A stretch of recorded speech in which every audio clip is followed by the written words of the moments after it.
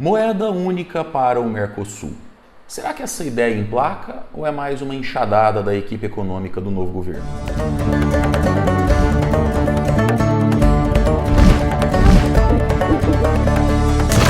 Caríssimos peripatéticos, sejam mais uma vez muito bem-vindos ao canal Missionário, o canal mais catilogente aqui do YouTube.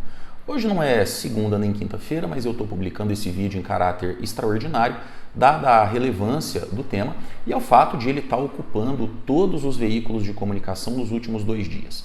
O tema da vez é a possibilidade da implantação de uma moeda única para os países do Mercosul.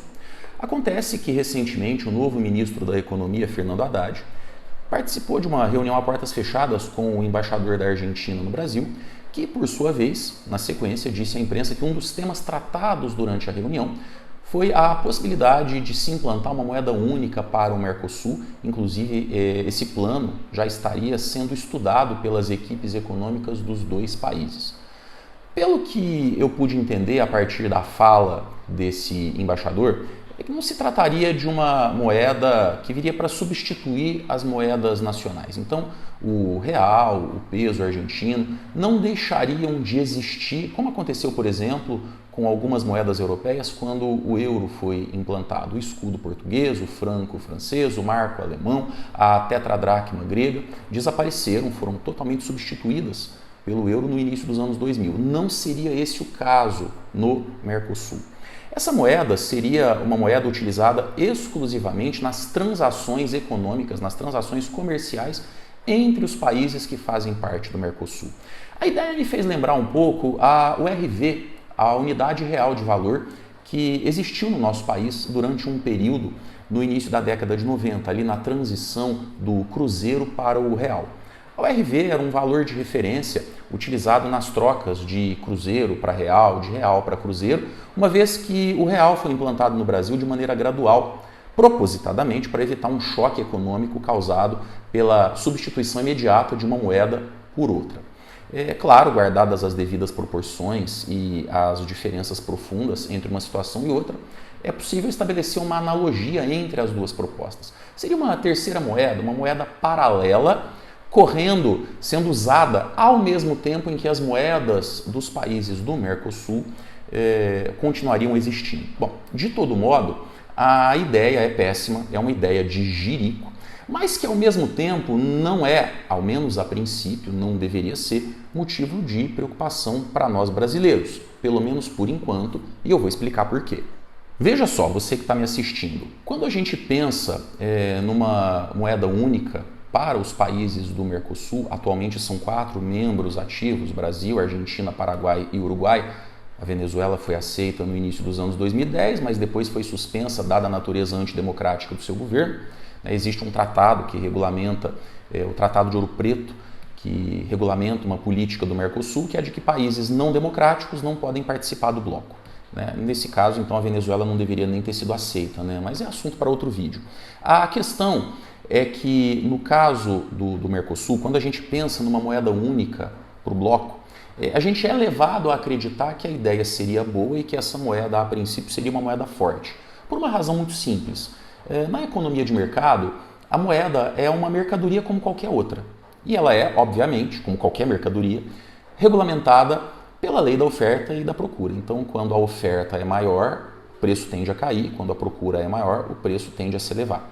Então, uma moeda única para 4 países, sendo utilizada por 4 países diferentes, de saída geraria uma demanda muito grande, uma procura muito grande por essa moeda, e isso forçaria o preço dessa moeda para cima, uma vez que a procura, insisto, seria maior do que a oferta. Então, de saída, de início, poderia ser uma moeda forte. Renan, mas então o que pode dar errado? O que pode dar errado, e com toda certeza vai dar errado se esse projeto for levado adiante, é que nós estamos falando de países com uma tradição emissionista muito enraizada. O que é o emissionismo? É a política de imprimir moeda, de imprimir dinheiro. Brasil, Argentina, Paraguai e Uruguai, principalmente Brasil e Argentina, são países que historicamente sempre imprimiram muito dinheiro. E quando um país imprime dinheiro, quando um país coloca dinheiro, injeta papel moeda na economia, ele acaba aumentando a oferta de dinheiro nessa mesma economia. E uma vez que o dinheiro, sendo uma mercadoria, é regulamentado pela lei da oferta e da procura, quando um país adota uma política emissionista, o valor do dinheiro cai. E aí nós temos a inflação. Claro, a inflação ela pode ser causada por diversos fatores, existem inúmeras variáveis, mas o principal fator responsável pela maior parte das crises inflacionárias, tanto no Brasil, quanto na Argentina, quanto nos nossos vizinhos sul-americanos, é a política emissionista que esses países sempre adotaram. Então, se a gente for pensar no histórico dos países que fazem parte do Mercosul, a tendência é que na criação de um eventual banco central do Mercosul, que regularia essa moeda, que regularia a emissão dessa moeda, a tendência seria que no médio e longo prazo essa moeda perdesse valor e perdesse muito o seu valor, dada a tradição emissionista, a tradição de imprimir dinheiro, que faz parte do histórico desses países. Agora, se por um lado é uma ideia ruim, porque seria uma moeda condenada ao fracasso desde o nascimento, por outro, a gente não precisa, insisto, por enquanto, se preocupar muito com essa questão, porque a implantação de uma moeda única no Mercosul não é uma coisa tão simples. Tá? Não é uma canetada do Fernando Haddad e do Ministério da Fazenda argentino e dos demais países que vai implantar essa moeda de uma hora para outra, que implantaria, que eu acho muito pouco provável que isso aconteça. Para se implantar uma moeda como essa, é necessário um processo muito lento e muito complexo, como por exemplo foi feito na União Europeia, de equacionamento de políticas tributárias, de políticas fiscais, de equacionamento, de nivelamento de uma política financeira, como aconteceu na zona do euro no final dos anos 90. Na verdade, o euro resultou de um processo que durou décadas. Desde a década de 50, o então mercado comum europeu já começou a adotar medidas na direção de uma união econômico-financeira que só se concretizou no final da década de 90. Então nós estamos falando de décadas de estudos e de adequações pelas quais os países da zona do euro tiveram que passar para que uma moeda única, uma moeda transnacional, pudesse se tornar realidade. No caso da América Latina, considerando as diferenças brutais entre os países do Mercosul, porque vejam, mesmo o Brasil com inúmeros problemas e sim uma certa insegurança econômica que paira, dada essa equipe econômica que está aí agora, o Brasil ainda está numa situação econômica, numa situação fiscal muito melhor que a dos nossos vizinhos, principalmente muito melhor que a da Argentina. Então, para que esse equacionamento, para que esse nivelamento de políticas tributárias, políticas fiscais, políticas financeiras acontecesse, seria necessário muito tempo, seriam necessárias medidas muito restritivas pelos 4 países, adotadas pelos 4 países, para que então essa moeda única se tornasse possível. Por outro lado, como eu disse, não é uma canetada do nosso ministro da Fazenda que vai tornar essa moeda algo concreto, algo existente. Seria necessário que essa medida fosse aprovada pelo Parlamento brasileiro. Não vamos nos esquecer que o Congresso, que toma posse agora em fevereiro, aliás, é uma coisa estranhíssima no Brasil, o presidente da República tomou posse no dia 1º de janeiro, o novo Congresso só vai tomar posse em fevereiro. Seria muito difícil com esse novo Congresso que vai tomar posse, que é um Congresso muito mais à direita, muito mais oposicionista em relação ao novo governo do que o Congresso que ainda está aí, o Congresso anterior. Vamos lembrar que uma parcela considerável de deputados e senadores que foram eleitos por os próximos 4 anos estava muito mais alinhado com o ex-presidente Bolsonaro do que com o novo presidente Lula. Então seria praticamente impossível o novo Congresso aprovar a implantação de uma moeda única para o Mercosul. E mesmo que isso fosse possível, claro, em se tratando de Brasil, eu sempre costumo dizer que tudo é possível, mas mesmo que isso acontecesse, com toda a improbabilidade, seria necessária muita negociação, o governo teria que fazer muitas concessões e eu acho que não se viabilizaria. Do ponto de vista político, eu entendo, dadas as circunstâncias políticas e a oposição que esse governo vai enfrentar no poder legislativo a partir do mês que vem, eu entendo que isso seria absolutamente inviável.